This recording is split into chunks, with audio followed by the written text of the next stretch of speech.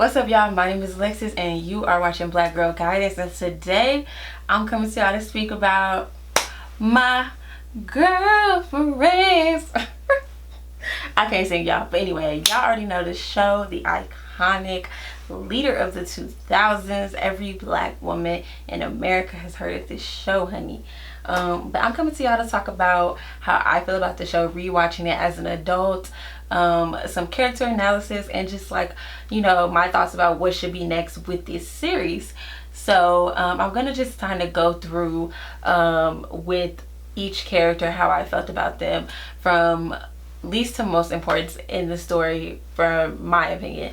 First off is Lynn. Now I understand I'm saying she's the least important, even though she is one of the 4 girlfriends, but I mean, Lynn is kind of just stable throughout the series. And what I mean by that is, yeah, she might switch jobs, switch who she's dating, whatever, but her demeanor, how she treats everyone, how she handles situations is pretty stable. And also, we really do see character growth with Lynn. We see her figure out, this is what I want to do in my life, this is what I'm passionate about, and she really goes full force with the music thing. It's very unfortunate that we don't get to really see a full ending to season 8 and really see, you know, that peak of her music career that we're waiting for.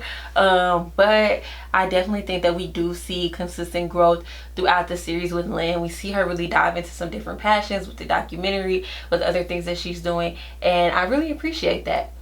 Next, we're gonna get into William.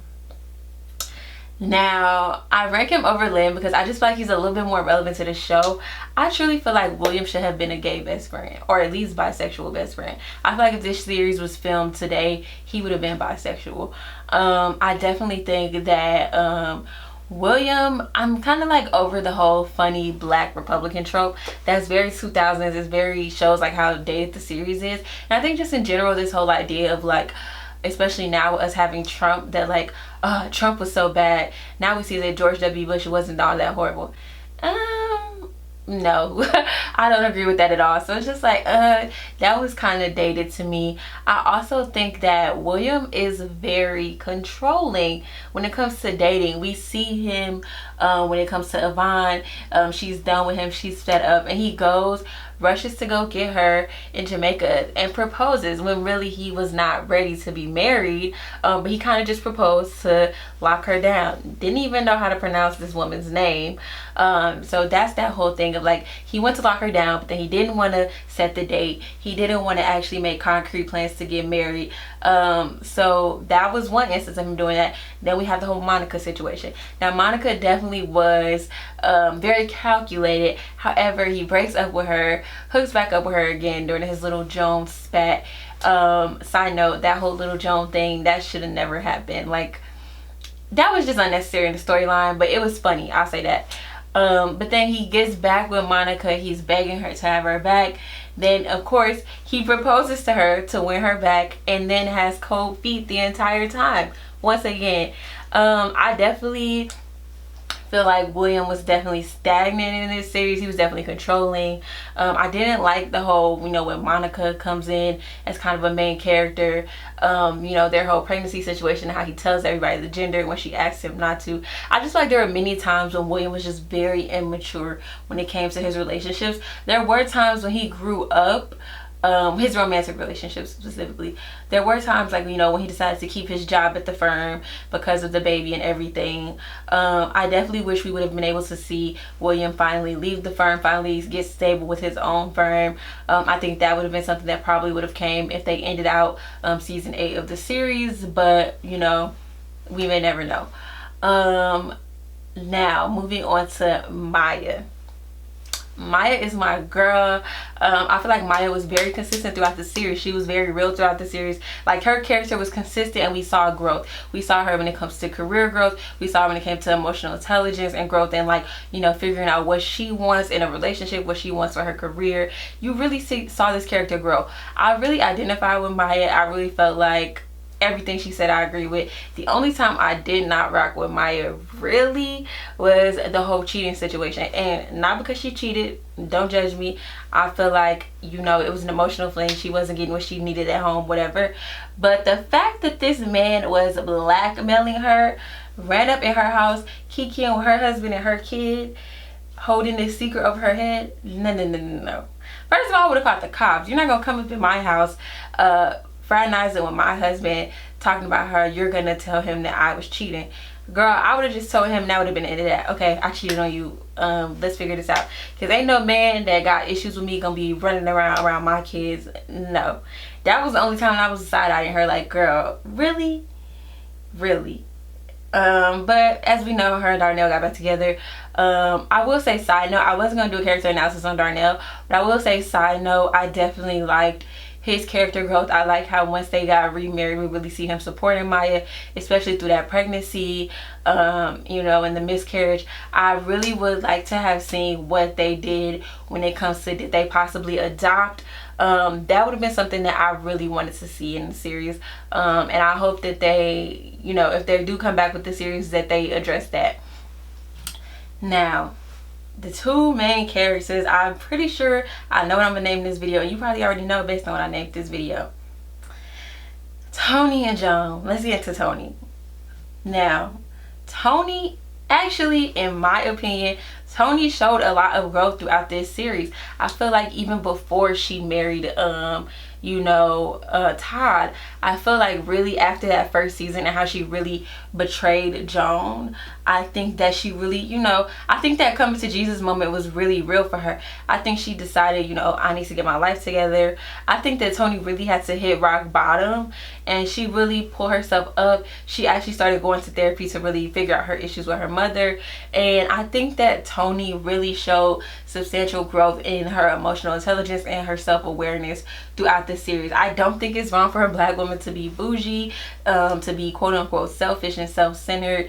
I think that, you know, you do have to be there for your friends, but I also think that Tony was always very clear about where she stood on things, and I also don't think that Tony was ever jealous or self-serving. I think that when it came time to support her friends, she was there, even if at times she did make those small little jokes to make it about herself. But Tony was very smart. She was very business oriented. She had over $500,000 saved in her emergency fund. Like, Tony, I feel like Tony does not get enough credit, and I feel like you have not watched the series in its entirety if you feel like Tony is the villain. I just feel like you have not watched throughout all the seasons. Now let's get to Joan. Joan is the character I hate the most. I feel like in so many sitcoms, so many series, the main character is like blah, but everybody else just makes the show and the main character is just kind of there. Joan is annoying. That's one. But I feel like Joan's main issue is lack of self-awareness. And I feel like the problem with a character like Joan is that they kind of blame a character like Tony, when at the end of the day, if you were self-aware as an adult, if you set boundaries, then these people wouldn't be walking all over your boundaries treating you like this. For one, like, not to excuse that Tony did some horrible things in the first season and some, you know, other times, but Joan literally had this entire time early on in the series when she was like, I'm done with Tony, I'm going to therapy to cut her off, only to then let her back in without really enforcing these boundaries, which is just kind of like, you did all this work to let it go by the wayside for what?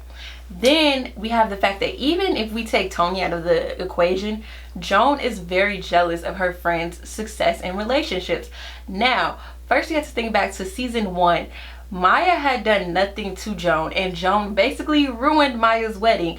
She said Maya was basically ghetto, and she made the wedding all about her when this was Maya's wedding. She showed up to the wedding late and basically made the wedding all about her. Now fast forward to almost season 6, I believe, and Tony is getting married, and there are multiple episodes where they're prepping for Tony's wedding. They're having engagement parties, they're having dress shopping, different things, and Joan is being very jealous, very bitter, very mean when Tony has done nothing to her at all. Then, of course, as we all know, she shows up late. Tony chops up her dress, and then she comes back crying, oh, I love you, I just want to be here. And Tony allows her to walk in her wedding with the wrong dress. Now, at least with Maya, she had the right dress. Like, I just thought that that was so crazy that we're 6 seasons in and this person is yet again ruining one of her best friend's weddings, and it's just like, oh, I was forgiving, it's okay. Then as we continue on, even after Tony is married, Joan is discussing with her new man Brock how she's so happy she's getting engaged to him so quickly because she was jealous of Tony, but don't tell Tony that. And just like, girl, when does it end, you know? Then even just like, it's just so many things when it comes to that Tony and Joan dynamic. When Tony's trying to tell her, I'm serious about being pregnant, this isn't a joke, and Joan just be like, like, it's just so many things I just do not like about that dynamic, and just the idea that like, oh, Joan is the victim, Tony is the bad guy. When it's just like, there have been other instances where Joan was selfish to other friends that aren't Tony. I understand you have the justification, oh, Tony has been very selfish, so it makes sense that Joan was selfish about her wedding, or she was selfish about this. But then why was Joan so selfish about Maya's wedding? Why did Joan not want to let Maya take a job with William that would have, you know, advanced her, when everybody knew Maya made the least out of everybody in the friend group besides Lynn, who didn't have a job at all? Yet she didn't want her to advance. Yet they always pressured her, Maya, for being, you know, not as you know, socioeconomically wealthy as them. That made no sense. Like, there were just many times throughout the series where Joan was very selfish, and it's kind of seen as just like, oh, she's just going through things. Whereas when Tony is selfish, it's like, oh, you be worried, like she's just horrible, you know, everybody hates her. I just feel like nobody is giving Tony credit for the fact of how much she grew throughout the series, and I feel like Joan really stayed very stagnant. I really think you should watch it from beginning to end to really see what I'm saying. I think that, of course, you know, the end of the friendship really, which I do feel like the writing was a bit forced, but you know, Joan getting so caught up in being famous or whatever and missing Tony's court date for custody of her child. And you know, it's just kind of like, we just kind of blow over that. Of course, you know, Tony's character, the actor who plays her, is no longer a part of the series, but it's kind of just like, we just kind of act like that didn't happen. Everybody continues to be friends with Joan, and it's over. You know, she goes on her little trip, meets the love of her life, da da da da. But it's just like, how are we not realizing that this woman has sabotaged huge events in her friend's life? Like, in my honest opinion, you know, being a little selfish about something small is way smaller than sabotaging somebody's wedding, somebody's court date for their child, 2 weddings at that. Like, I could go on and on about how I hate Joan. I could go on and on about how every other character in the show developed 10 times more than Joan. But I'm just gonna end it at, Joan is the real villain, and y'all need to stop with the Tony Childs hate. Also, with the next topic, as we know, the ratings plummeted once they got rid of Tony. What I did like about those last seasons, though, is that they kind of pulled Monica in to replace Tony. They never put her on, you know, the intro of the series, but they kind of pulled her in to be that, you know, black bougie Barbie that Tony kind of played. As we know, you know, the series experienced lower ratings, and then ultimately the you know, network decided to cut the show right in half at season 8. So we never got to finish season 8, even though the writers had written, you know, the episodes. I really want them to, you know, start back up where they left off. I understand that, you know, Marbach Ali has this deal with Netflix. Girl, you said that you would do a Girlfriends movie on Wendy Williams if somebody gave you the money. Now you got the coin, drop the movie. But no, yeah, I definitely think that the network had a missed opportunity. I didn't know that they were in the running to be the longest running show with a majority black cast, but of course the network dropped the ball on that one like idiots. In the end, I really feel like, of course, we were unsatisfied, but I mean, it kind of is predictable what we think would happen. I mean, Tony probably would have showed up at Joan's wedding, and they would have made up, kisses, whatever. Maya probably would have adopted a baby or finally got pregnant. Lynn would have probably had a successful indie album, got invited to like Coachella or some type of weird music festival. I don't even know if Coachella is that old. I don't know about Coachella, girl. But yeah, I feel like I can kind of assume what happened with the series, but it was very heartbreaking the way it ended. My final thoughts, I would definitely say, are about how dated some of the ideas in this series are. For one, I remember Tony wanting to get, basically said she didn't want the pregnancy. They never said the term abortion, but she said she didn't want the pregnancy anymore, and everybody was kind of shaming her, saying how selfish it was. And I'm just like, not abortion shaming for being selfish. Let me just say my views on this are clear. For whatever reason you do not want a child, it is okay. Sorry y'all, my camera battery died, but I'm finna just go in on a rant about Joan. Wait, let me put some lip gloss on. But this is my rant about Joan. First of all, she was dating Chris, I believe, the young guy at the firm, and I hated this scene. I hated this episode so much. She goes to a party with him, and a girl comes up and is like, oh, you want to try this? And she just takes it, and then he ends up taking one after her. Then she's drunk. Oh my god, that was an ecstasy. And I'm just like, so you're telling me you're 30 years old, oh no, 34, you went to UCLA, a known party school, and then you're telling me you went to a known party school for college. You go to a party with a young college dude, and you just take a pill that somebody offers you, didn't ask no questions, just took it. I understand she was drunk.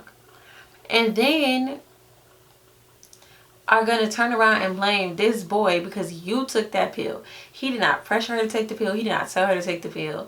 And then everybody, her friends, are calling him a druggie, calling him all these things. And it's like, this is a grown woman.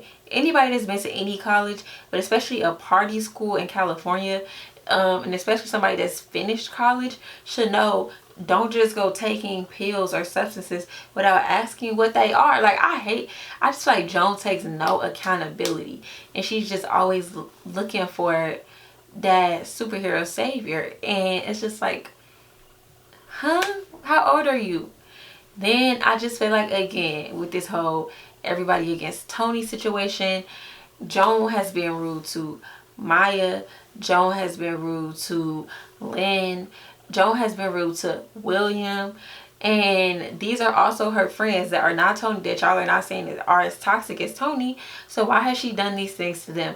Why has she continuously known how little she pays Maya, yet pressures Maya to spend outside of her budget? Why does she constantly continue to let Lynn mooch on her, but then bash her for mooching?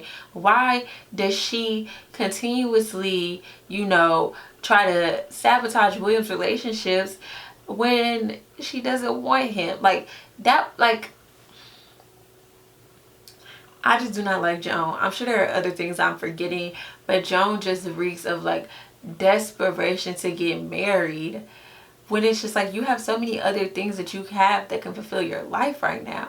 Like, I think one thing about Joan, which I honestly feel like if y'all really look at the characters, Joan is more like Molly than Tony is like Molly, because Joan is very, you know, successful when it comes to career. She was able to get them to let her become partner, and then she actually was like, you know what, I don't want this anymore. Quit her job, started the restaurant. The restaurant actually began to take off, honestly only with the help of William, who she didn't want to listen to. Let's start there. But it's just like, she's good when it comes to career, but when it comes to personal, all of her personal relationships plummet because she has these wild expectations of people with no accountability. And it's specifically romantic relationships. If you look at Molly, great in the law firm, romantic relationships, not so much, because they could be going great, but she has to jump the gun. She has to expect all these things. You know, again, rushing to get engaged because her friend is engaged, her supposed best friend. Like, that is not a good friend to me. That just reeks of lack of self-awareness, lack of confidence, you know, constantly depending on the norms for what you need in your life to shape what you feel you need, instead of, you know, really digging deep into what you want and deciding what you want. I feel the only season that Joan is not constantly jealous of her friends' relationships is when she finally is engaged. And even then, you know, she is kind of rude to Maya when Maya gets a new home and she's the one hosting events. Like, she just, when she is not in ownership of something, she becomes jealous, whether it's her friends having weddings, whether it's them, you know, getting new homes, moving on. Like, she just wants to be in control. And I think that because she's quote unquote nicer than Tony, doesn't have like the quote unquote like rude snapbacks or comebacks that Tony has, it's like, oh, Tony is the problem because Tony is selfish.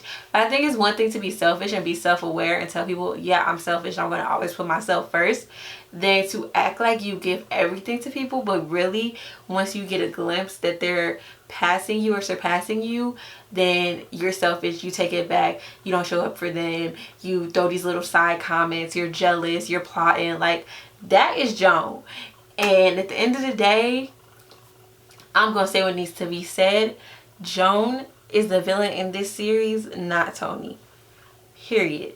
That's really all I want to say. Like, I talked a little bit about the other characters and stuff, but honestly, I just want y'all to know that Joan is the villain. I hate her. I think it's so many other sitcoms and shows, old and new, that like the main character is the most annoying character. I think it's because they want the main character to be likable, so they give Joan these character flaws that are repetitive, and it's like, oh, it's just cheeky Joan, she just loves love, she just wants to be married. But no, an accomplished black woman, there is no need to be begging for an engagement. There's no need to be jealous when your friends reach certain personal goals that you haven't. There's no need.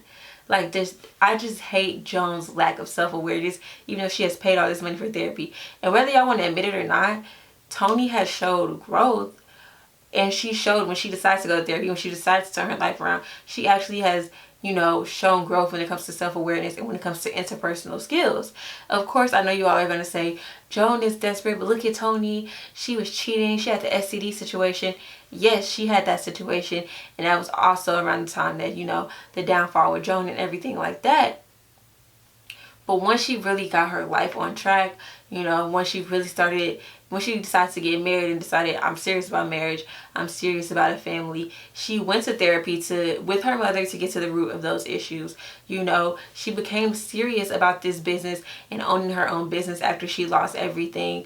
You know, she had started to show up for her friends. And I feel like, because I feel like if you notice the writing and notice you know, that Tony, the actress that plays Tony, was leaving the series, around that time I feel like they kind of just threw in that episode about her not being there for Joan. Because literally the episode before that, again, I think y'all should binge it on Netflix to really follow the storyline. The episode before that, she literally was trying to get Joan a bunch of stuff for Valentine's Day so she wouldn't feel sad because she had just went through a breakup, even though she had her own marriage to worry about, her own husband to worry about on Valentine's Day, which she still got a gift, by the way. But it's just like, huh? How is it that she was just doing all this nice stuff for her, and now this episode it's, oh, Tony is so selfish, she didn't bring something for my auction, which at the end of the day, that was Joan's job, period. It's just like, you could tell that they inserted in that drama to kind of add to the buildup of, you know, the friendship breaking down. I feel like they kind of trying to add random things to prove why Joan was possibly warranted in, you know, not showing up for Tony. But I think we really see in that last season with Tony there that Joan's downfall was really herself. Again, Joan is that person that wasn't cool in high school or college. So she's desperate to have that picture perfect husband. She's desperate to be that it girl, to be in the limelight. And that was her downfall when it came to that restaurant. So, and again, that's why we see her being so jealous with her friends. So I think if you really watch the show and you really watch that last season and saw how that restaurant got to Joan's head, especially when William was the one that saved the restaurant in the first place and got it a hot spot in the first place. Like, then you will understand why I say that really Joan was the most selfish person in this series, the least self-aware, the least self-confident, and I just don't stand that, and she's not the type of woman I want to be, when, especially not now, and especially not at that age. So tell me what y'all think about Joan versus Tony. Tell me if y'all are looking forward to them possibly bringing back the series on Netflix, or a movie. I definitely would like a series. I want them to finish out the series and then show up for a lot of movie. But I guess, you know, the characters look completely different, and, you know, wouldn't make sense to start back right where they left off. But I would love to see them finish out that last season and then come out with a movie. But yeah, tell me your thoughts on Girlfriends. Tell me if you've watched it on Netflix. Tell me if you watched it as a kid, you know, in comparison to back then and now. And yeah, just did I bring any insights, I guess. Did what I said bring any insights? And honestly, if you have not watched the series in its entirety recently, I feel like you're not going to understand. But I feel like any adult that watches the series in its entirety now will see that Joan caused her own downfall, and that Tony actually showed a lot more growth than her. And we just don't want to admit it because we just don't like the idea of a black woman being materialistic when we praise women like Paris Hilton for doing the same thing. So